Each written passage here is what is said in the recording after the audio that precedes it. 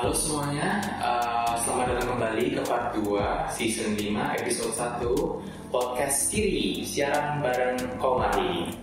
Hari ini kita kebetulan akan menginterview kakak ketua dan wakil ketua dari MPM tahun 2024-2025, Kak Abil dan Kak Dinda.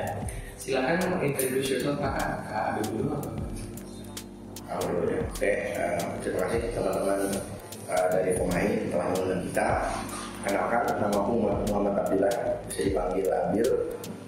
Saat ini aku merupakan mahasiswa HI angkatan 2. Oke, thank you Pulung and Akira. Kenalin, nama aku Adinda Ramadhani Gomuna, teman-teman boleh panggil aku Dinda.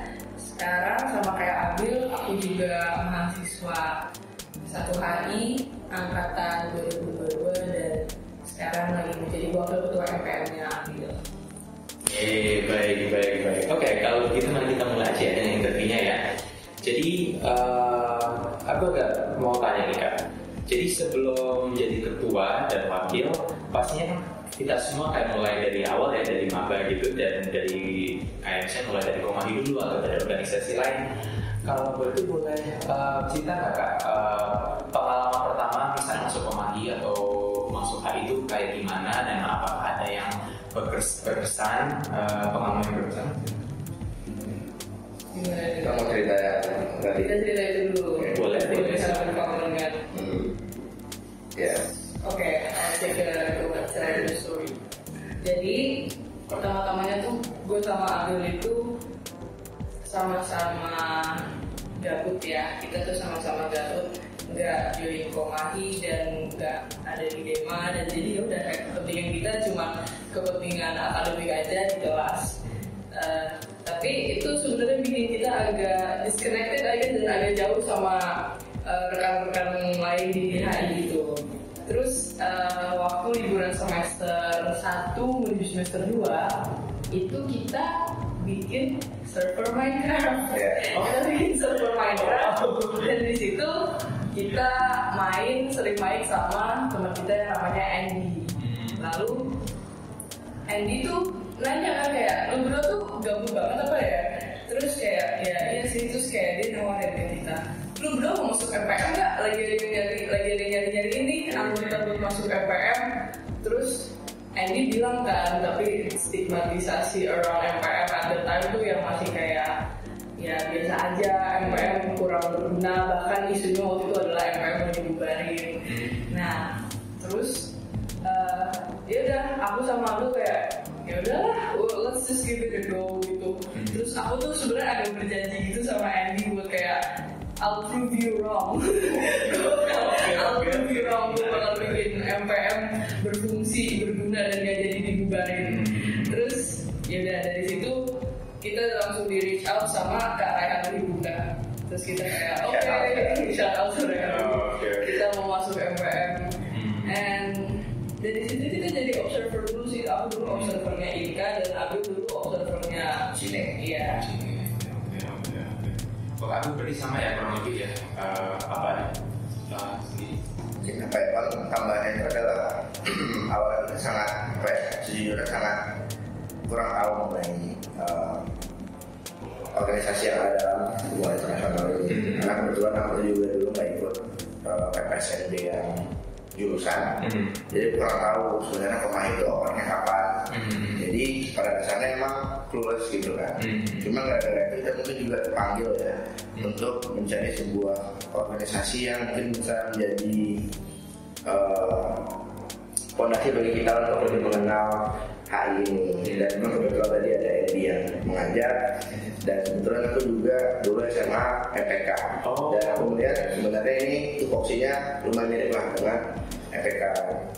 Dan juga ada latar belakang HR di organisasi lainnya. I see. Karena itu aku merasa mungkin ini juga selain untuk berkenalan dengan orang-orang HI, juga sejalan dengan interest aku pada saat itu. Organisasi di UGM atau di sekolah? Di UGM. Di UGM. Aku juga HR dulu di IDS. Yes. Oke, baik. Jadi berarti ada pengalaman juga ya sebagai kayak HR. Oke, baik. Terus kalau boleh nanya, waktu selain tadi agak bosan mungkin ya, apa motivasi buat kakak memajukan diri gitu sebagai calon ketua Komahi MPM? Mau cerita yang bukan aja apa gimana? Jangan. Betul nggak sih? Mungkin apa ya? Kalau motivasi sebenarnya kalau pribadi banyak datang dari ketua MPM yang sebelumnya, yaitu Indi. Karena menurut saya memang posisi ketua dan wakil ketua Komahi ini adalah posisi yang sangat melelahkan dan sebenarnya banyak orang yang bilang nggak worth it gitu untuk diemban, karena banyak yang bilang sebenarnya lebih banyak capeknya daripada senangnya karena memang pada akhirnya kita bertanggung jawab untuk mengalami banyak masalah yang terjadi di Komahi dan juga MPM dan juga di fakultas dan tingkat seterusnya gitu. Selagi itu masih mempengaruhi kehidupan mahasiswa ini. Dan itu Indi itu orang yang sangat selfless dan buat aku merasa masih optimis dengan dunia bahwa masih ada orang-orang yang memang ingin mungkin di posisi yang seorang pemimpin ya, cuma tidak kesana bukan karena dia mau mengambil posisi tersebut, tapi karena memang dia ingin membantu orang-orang yang ada di sekitarnya gitu. Dan itu juga menjadi motivasi bahwa mungkin aku berharapnya bisa tidak sepenuhnya menjadi seperti dia, cuma mungkin berusaha semaksimal mungkin agar dapat ya mungkin hampir lah selevel sama ini gitu, dalam bisa menjadi orang yang bermanfaat bagi orang sekitar kita dan juga mungkin juga sekalian belajar menjadi seorang pemimpin. Sebenarnya ya sama sih, karena Kak Indi itu udah set up a really good example untuk kita. Kak Indi benar-benar udah kayak mendongkrak kembali kinerjanya MPM dan fungsinya itu dipertegas, kayak we saw how hard she fought for it dan kayak seberapa committed she was untuk maksudnya ya untuk MPM gitu loh. Dan emang jadinya yang terpercik dalam diriku itu adalah sebenarnya untuk meneruskan kayak kerja keras yang udah dia lahirkan gitu loh. I see. Itu very interesting motivasinya, apalagi IKM ya very important juga ya bagi mahasiswa fisikal bagi saat ini ya. Dan mungkin pertanyaan berikutnya itu, jadi waktu kakak mencalonkan diri itu seperti apa situasinya, dan misalnya apa yang harus disiapkan, apa yang harus dipertimbangkan selama waktu mau mencalonkan diri dan jadi calonnya. Nah ini baru nih kayaknya bisa apa ya, mungkin sejujurnya kita pada awal tidak berencana untuk mendapatkan diri bersama karena kebetulan pada saat itu sebenarnya seingatku ya Dinda duluan yang pengen mendapatkan dari tua karena pada saat itu sebenarnya aku juga ada kesibukan di luar MPM yang aku harus urus gitu, dan merasa mungkin sana aku dulu mencalonkan diri aku takut tidak bisa memenuhi tanggung jawab itu.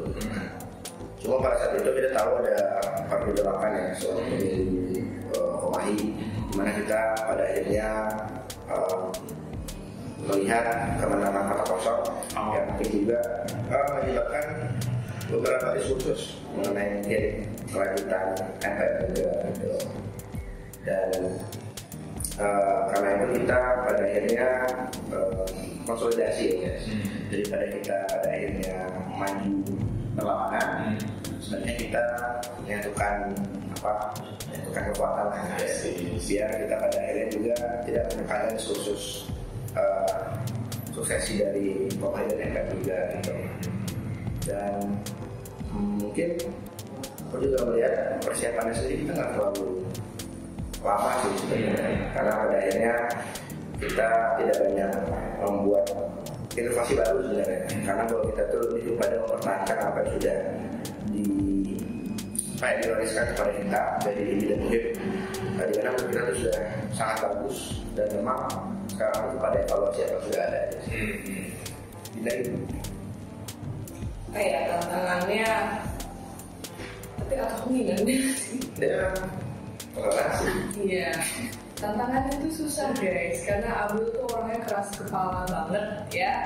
Jadi mengkolaborasikan ide dan harus mencari titik di mana kita bisa menemukan compatibility. Dan kan dulu aku sama Abdul itu pernah pacaran ya, terus jadinya kind of beefy, I guess, ya kan, kind of beefy gitu. Terus jadinya ya udah kita harus benar-benar put that aside dan kayak saling be the bigger person gitu ya, saling be the bigger person demi FPL. I see. Okay. So that's very interesting about the differences ya. Okay. Terus kalau itu jadi setelah terpilih perasaan kakak kayak gimana?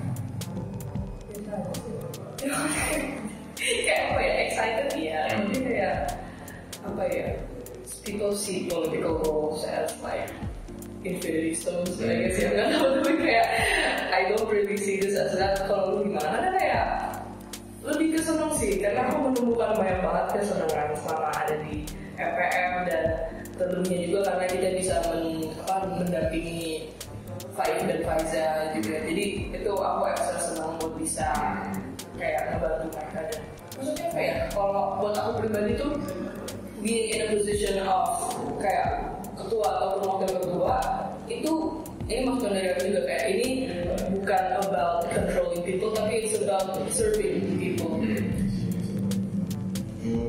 Iya, aku setuju sih, karena ya kan aku mungkin juga kalau saya ini lebih kepada apa ya, mungkin worry atau lebih merasa kayak harus bersiap-siap ya. Kayak it feels like aku tuh mau melompat dan aku harus mempersiapkan diri buat melompat itu. Karena pada akhirnya posisi seperti ini kan memiliki tanggung jawab besar, dan pada dasarnya aku juga harus mempersiapkan diri untuk memenuhi tanggung jawab tersebut.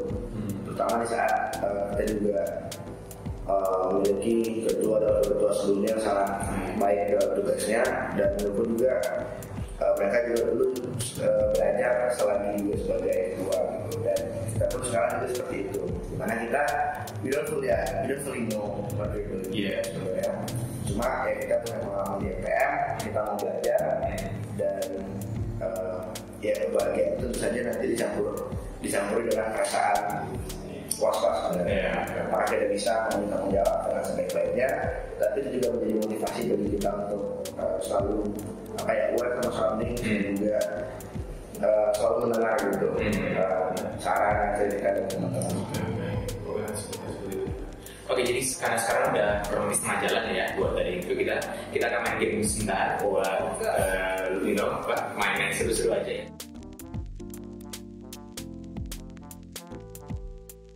Jadi game itu kompak-kompakan sih, tes kompak doang.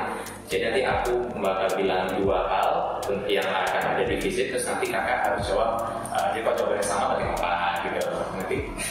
Jadi misalnya apa, San Siro sama bentar gitu. Nanti 1, 2, 3 jawab gitu. Kalau misalnya dua-duanya San Siro berarti kompak. Ya, misalnya buat kayak lu belajar atau apa. Oh, dipilih gitu. Iya, kita pilih gitu. Kayak sama. Enggak. Oke. Tanya dulu dong, kemarin yang ketua pemain gimana? Kompak apa? Kompak ya, lumayan kompak ya. Ya, stakes are high. Oke. Katanya itu kok nggak susah-susah, tapi nanti jadi antara bilang 1, 2, 3 langsung jawab ya. Oke. Pilih antara satu. Iya. Oke. Question pertama, rapat online atau offline? Oke. Udah jawabannya 1, 2, 3 Offline. Oke, masih kompak. Oke, bagus. Ya, ada alasan. Lower your pace, bro. Oke.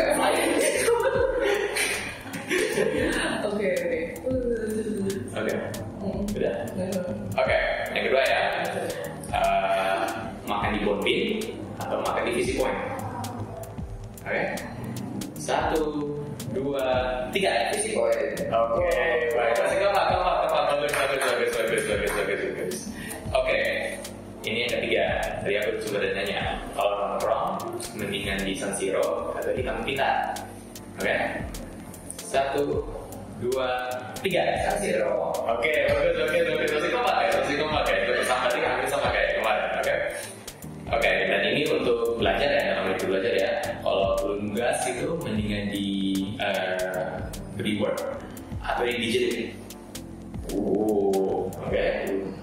Siap. 1, 2, 3. Oh iya, bagus. Masih kompak. Oke. Nah, ini pertanyaan terakhir kita. Ini tentang makanan ya. Geprek atau mie ayam? Oke. 1, 2, 3. Geprek. Berarti kita MPM-nya kompak banget ya guys ya. Berarti kita ya we can trust them, bisa percaya. Oke, mari kita lanjut ke interview ya.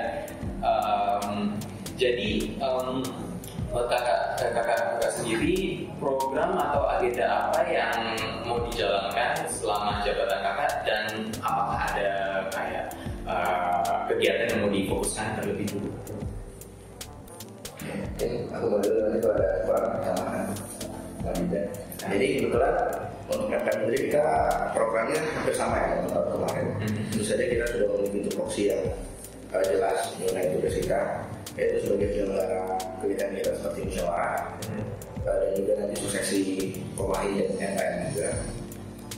Sejauh ini kita juga berusaha membuka kanal advokasi dengan lebih luas, di mana kita akan menambahkan satu program terbaru kita itu Jumat Advokasi hari ini ya.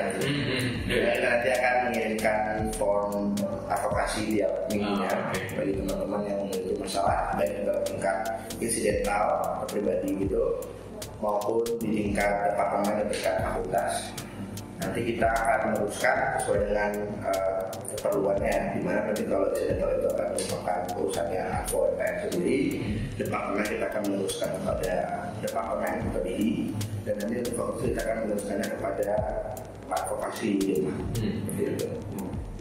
Mungkin kalau observasi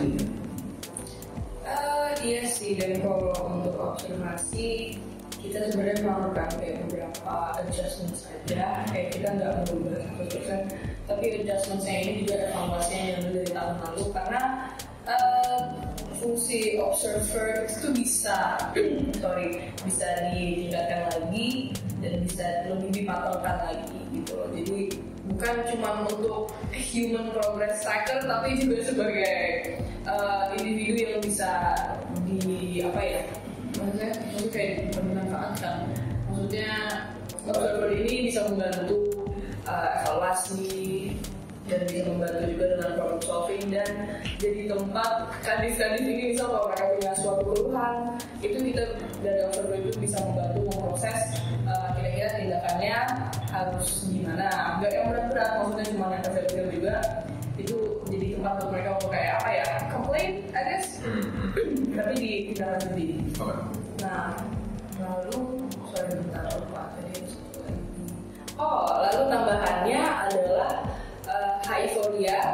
Sekarang seperti IREC Direction dan DSF, sekarang ada observernya untuk tracking progress, untuk ya supaya bisa jadi asik juga sih ya buat tahun-tahun ke depannya gitu, progresnya tuh ngapain aja, di mana aja, itu dicatat dengan observer dari HIFORIA. Jadi observernya dari MPM sendiri itu maksudnya kayak dari MPM berarti? Oh iya, oke. Ada beberapa departemen biro dan BSO di Komahi yang kerjanya tuh kan beda ya. Ada infom yang kalian perlu bridging out dan actively doing stuff, dan divisi-divisi seperti KSK, TDKP, mereka sibuk. Aku udah sama sekali gak main kayak kalian, sibuk itu berat kerjanya. Cuman ini bukan divisi yang program kerjanya kan dinamis gitu ya. Kayak kalau KSK kan maksudnya hal-hal internal, dan TDKP itu juga. Dan satunya lagi adalah HICIME yang kebetulan programnya itu kan nggak berjibun gitu loh. Jadi observer untuk 3 divisi ini kita double sebagai observernya HIFORIA juga. Oh, I see. Oke. Dan pertanyaan terakhir nih, kita sudah sampai. Menurut kakak, apakah tantangan atau kendala yang menurut kakak akan muncul dalam melaksanakan kayak advokasi dan itu, dan apa yang akan kakak lakukan misalnya ada tentang advokasi ya, karena tentang apa aja sih nggak? Advokasi itu maksudnya in general dalam program-program kakak gitu. To be honest, saya bener, maksudnya in advokasi itu kan there's a lot of opinions and it's a lot of heated stuff yang diadvokasikan itu. Ya aku tuh cuma takut nanti cekcok sih, cekcok dengan kayak orang yang punya kepentingan apa, terus kita sebagai pihak yang mengayomi, tapi mereka marah-marah ke kita gitu loh. I don't know, that just sounds like a very stressful situation. Kalau mungkin selain itu juga permasalahan partisipasi di sini, karena pada akhirnya kita juga tahu ya tidak semua mahasiswa itu juga mungkin aware dengan kegiatan-kegiatan kita juga tertarik untuk menghadirinya gitu. Padahal pada akhirnya mungkin program-program itu juga merupakan program yang krusial untuk kegiatan Komahi dan juga mahasiswa HI. Karena kita juga mengusahakan sekarang salah satu departemen kita kembangkan dari departemen penyelenggaraan menjadi penyelenggaraan humas. Kemudian nanti kita berharapnya informasi mengenai acara MKM ini lebih dapat diketahui oleh teman-teman lainnya dan bisa reach lebih banyak orang gitu. Biar nanti mungkin untuk acara musyawarah dan hal lainnya itu forumnya dapat dipenuhi dengan secepatnya gitu. Mungkin apa lagi ya? Ya general mungkin kita terus saja akan mengalami beberapa masalah mengenai koordinasi juga dengan Komahi, karena pada dasarnya tupoksi dan tanggung jawab antara ketua MKM dan ketua Komahi juga kadang-kadang ada overlappingnya, terutama dalam isu mengadvokasikan aspirasi dari mahasiswa HI gitu. Dan kami harapannya selagi kita dapat menjadi hubungan baik ya dengan Komahi, seharusnya proses advokasi dan pendengaran aspirasi dan berjalan dengan baik. Berapa kali kata tupoksi dalam rekaman ini? Itu nih guys di komen ya, jangan lupa. Anyways, kakak sendiri ada penutup atau mau ngomong apa untuk masyarakat HI? Maaf ya kalau musyawarah tidak semenyenangkan itu. Tapi jadi musyawarah. Kalau nggak jadi musyawarah, bisa jadi korsar berubah jadi halo. Waduh, jangan jauh gitu. Oke, jangan lupa ya guys, ikut musyawarah ya untuk ke depannya. Karena sih seru kok, pasti banyak dikasih snack ya, masalah ya. Ada snack ya, ada buah dan jadi jangan lupa ya guys. Oke, baik kalau gitu kita berhenti di sini. Terima kasih Kak Dinda, Kak Abil untuk mau ikut interview ini dan ya selamat bertugas. Semoga lancar terus ya selamat tugasnya dan bagi kalian pemirsa terima kasih udah mau mendengarkan podcast ini dan sampai jumpa di podcast berikutnya. Bye bye.